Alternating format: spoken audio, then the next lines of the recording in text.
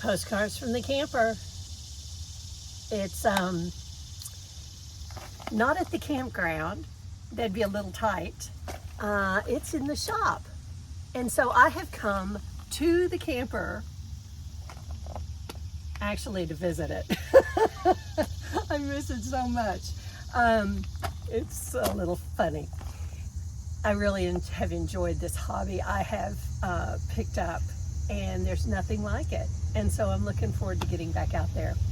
But until then, I have to wait. I have to wait because it's actually not actually in the shop. The shop's over there.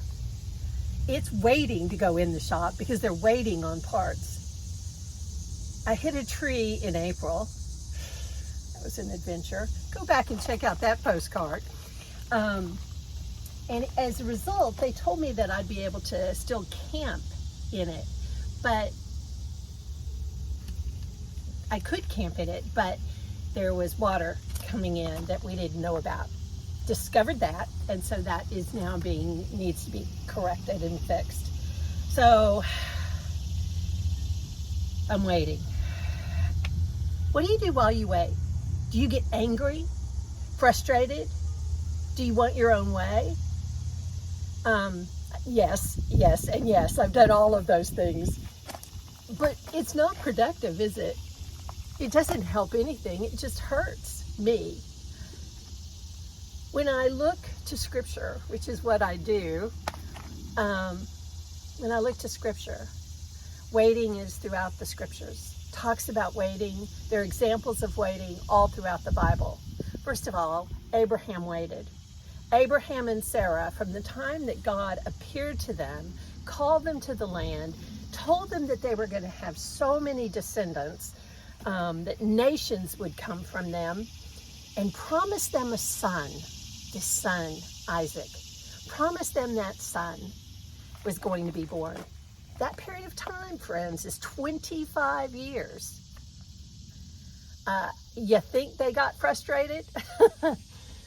And then Moses. Moses is told by God to bring my people to the promised land, out of this slavery that they were in Egypt. And so Moses obeys, follows the commands of God, all of those plagues that happen, and they are set free. The Pharaoh sets them free, changes his mind for a while, but in the end is set free. Well, they wander for 40 years before arriving into the promised land.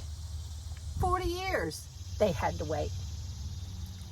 And then there's David, King David. And I've mentioned this before, that David is anointed by Samuel, told to by God, and then has to wait 15 years before he is actually king.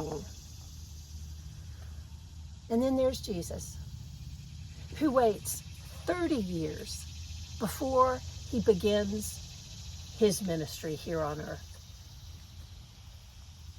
Waiting. Is there a purpose to it?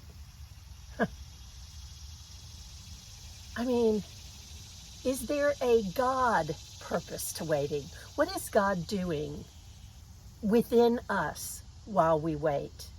What is God teaching me while I wait on beauty to get fixed? Let me tell you, I've gotten to focus on a few other things. Most of them had gotten set aside while I played with my beauty. And that now it's getting, all those other things are getting my attention.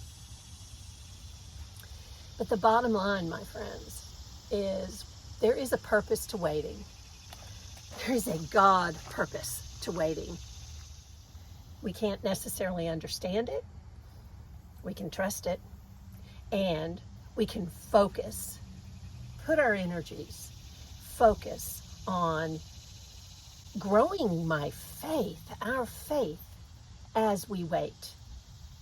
Can I become more trusting in the timing, even if it means I have to cancel reservations for campsites? Can I trust that this time that is in between, that there's a purpose to it. I'm going to try. Until then, as you wait, dig into the scriptures, find encouragement, look around and find other places where you are supposed to be focusing while you wait. Time will pass, and God will bring about that which we're waiting for. That's God's promise. That's God's promise. God promises to be with us while we wait. In the name of the Creator, the Redeemer, and the Sustainer, go in sweet peace until we meet again.